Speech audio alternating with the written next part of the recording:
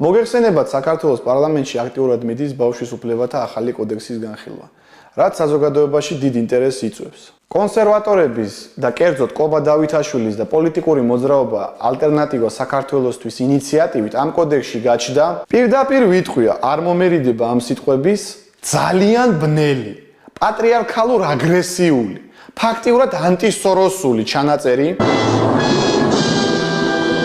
რომლის მიხედვითაც გეი NGO-შნიკებს ბავშვებისთვის მშობლის ნებართვის გარეშე სექს გაკვეთილების უფლება აეგზალებათ.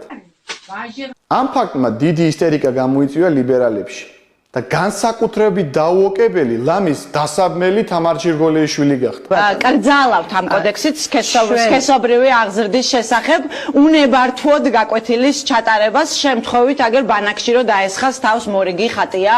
ანუ რა გამოდის, ტრანსგენდერებს ბავშვებისთვის გეი გაკვეთილების ჩატარებას უშლიან? გრანტებს ურტყავენ ესენი. ფაქტიურად ლიბერალობას არტყმევენ ამ ჩანაწერით. ლიბერასტულ სულში აფურთხებენ ხალხო.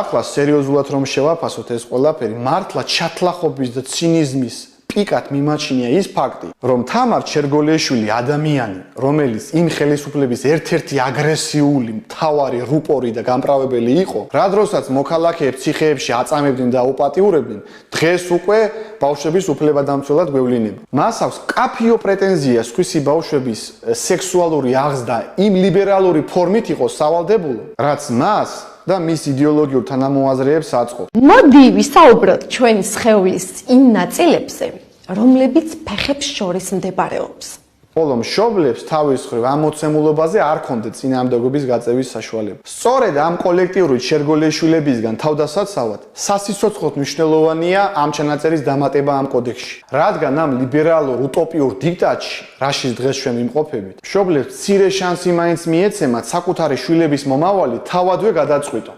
თუ ეთანხმებით ჩვენს პოზიციას, გააზიარეთ ვიდეო, რათა მეტმა ადამიანმა გაიგოს სიმართლე.